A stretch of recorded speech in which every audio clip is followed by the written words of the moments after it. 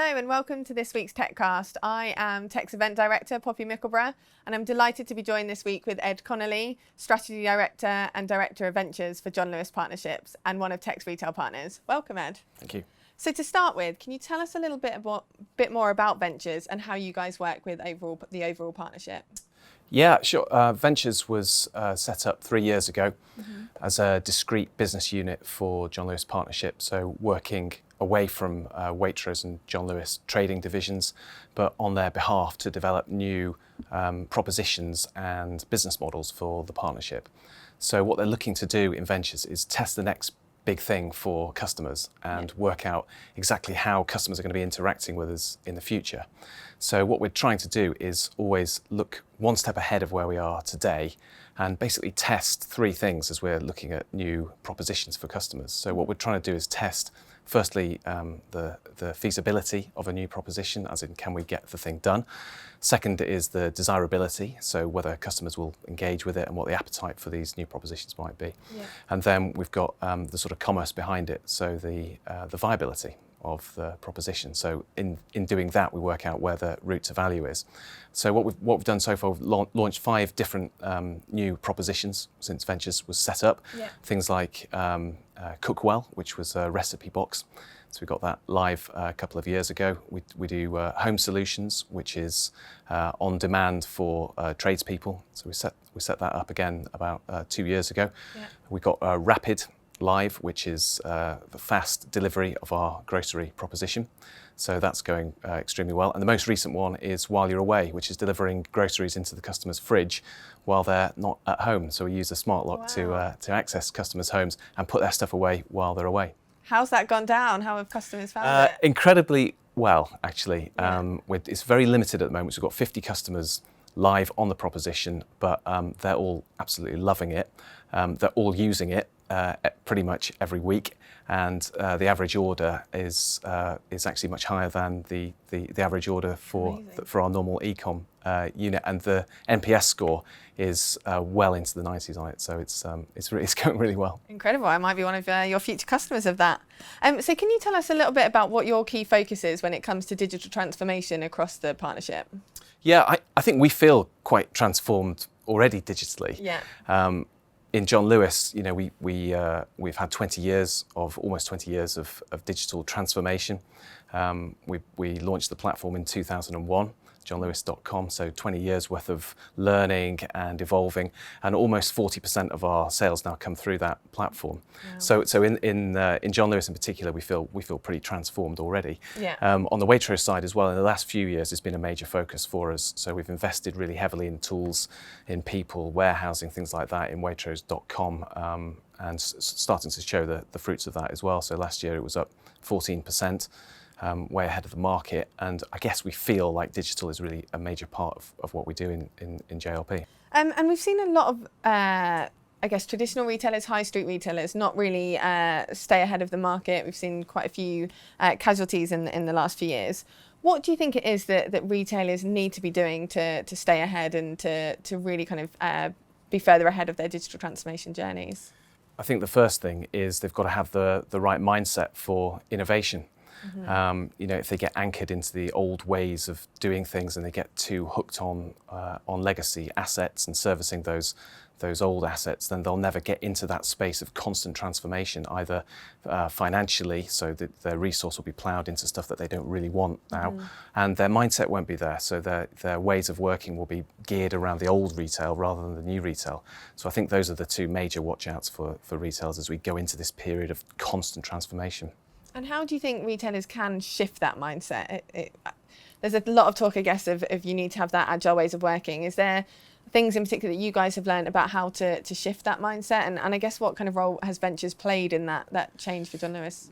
I don't know what the absolute answer is, but for us, it's about developing a culture of innovation and a learning culture as well. So accepting that never being happy with what you've got, and being restless and trying to find the next big thing. So the culture of experimentation and testing new things has got to be at the centre of what retailers are all about. Yeah. Otherwise they will get stuck in the past. Absolutely.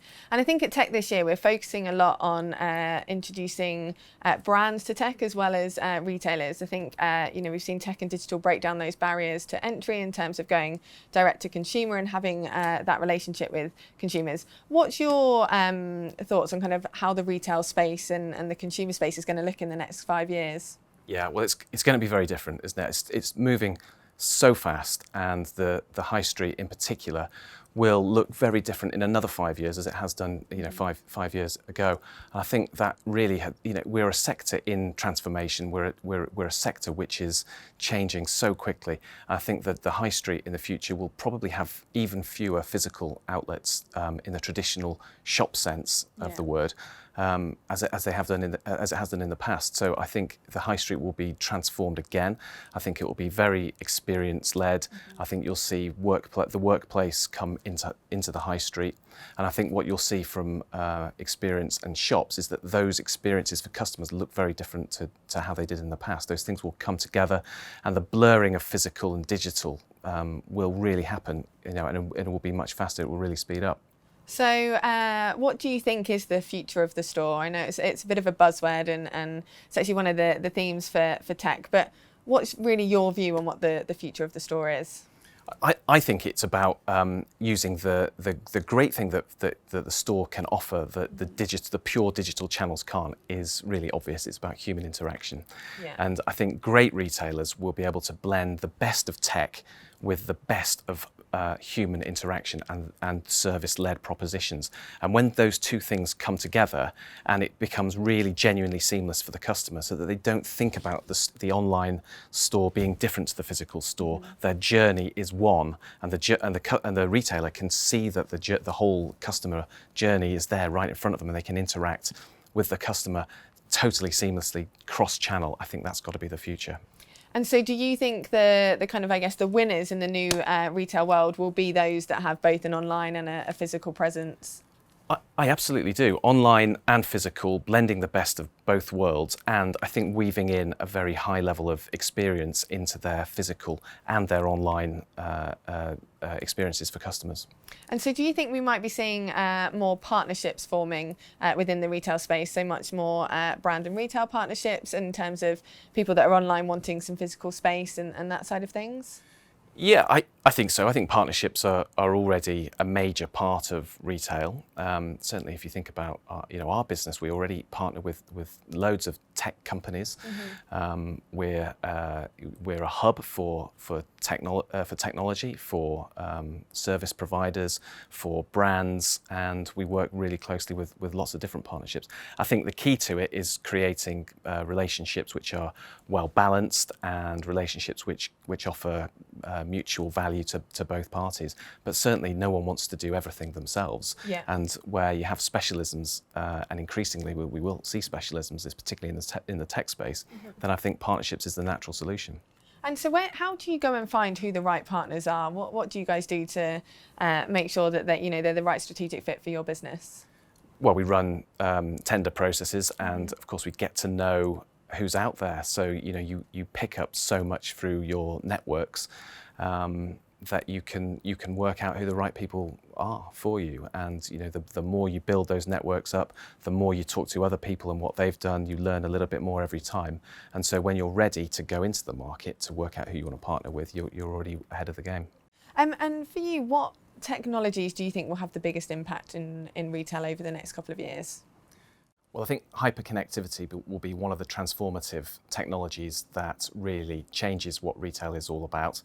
And if you think about how chip sizes are shrinking down to almost nothing, and you think about the bandwidth that 5G and later generations will give, then almost every item that is bought can talk to every other item, and it will be broadcasting and receiving information in real time. I think that gives retailers a huge opportunity to build up a really rich portrait of customers and enable them to create propositions which feel really personalised and are very immersive for customers. So they'll be using VR and they'll be using AI with all of those technologies that are emerging to create both those portraits, but also inform the propositions that feel amazing for customers in the future. Can you give me an example of where you think VR and AI might be working in one of the projects you're working on? So yeah, we've just launched a visualization tool for customers in 3 shops. This is a headset which feels quite futuristic, but customers are engaging with it and they're absolutely loving it. And the great thing is we can see a route through to value as well. So it's really helping customers visualize what their living room is going to look like with all of the items that we sell, and it enables them to plan out in a very futuristic way, but in a very engaging way, what their space will look like with the John Lewis assets that we provide them. Brilliant. It sounds like Ventures are doing lots of really exciting and innovative trials, and I'm guessing some work really well and maybe some not so well. Can you talk to us a little bit about a culture of kind of failing fast but winning big? Because I think some retailers get a bit nervous about trying something that might not work and kind of the impact that can have. Yeah, absolutely. I think if you're going to create a culture of innovation, you have to accept that a part and parcel of that is failing. And rather than see it as failure in the old sense of the word, you've got to see it as an opportunity for learning. So some of the things that we've done just haven't worked. We haven't found a route to value with them, or they've failed because we haven't been able to make them feasible. And rather than take that on our shoulders heavily, we've really embraced it. And so Ventures has had a couple of those things where we haven't launched them to market, but we've taken the learnings from them and we've applied them to other propositions. And rather than feel bad about it, we've actually celebrated it. Brilliant. And how long do you trial something until you decide whether or not it's going to have an impact? Well, each one has its own profile. So typically it will take 6 months to a year to explore the proposition, to design it, to build it, and then to get it launched. So something like 18 months to 2 years, then you've got a really great handle on real-time customer data, and you're able to then make some choices about whether you want to pursue it, you want to back it big, or you just want to keep it bubbling along, or you want to put it down altogether. How do you make sure that you've got buy-in from all of John Lewis, and I guess in particular the senior team, and how does that work?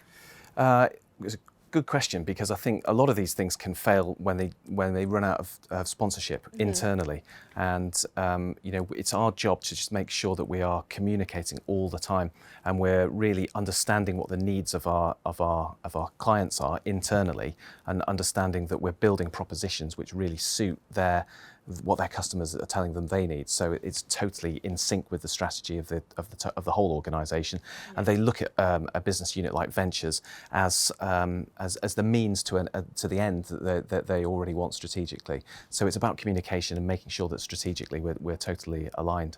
And Ed, finally, you guys are partnering with us on tech, which we're delighted about. Can you tell us why you decided to partner with tech and what you're looking forward to? Yeah, part of it is just building out our own external presence and opening ourselves up to what is going on out there in the tech world. We're really excited about meeting startups and talking about what we're up to, telling people about what we're all about culturally as well, and seeing what talent is out there.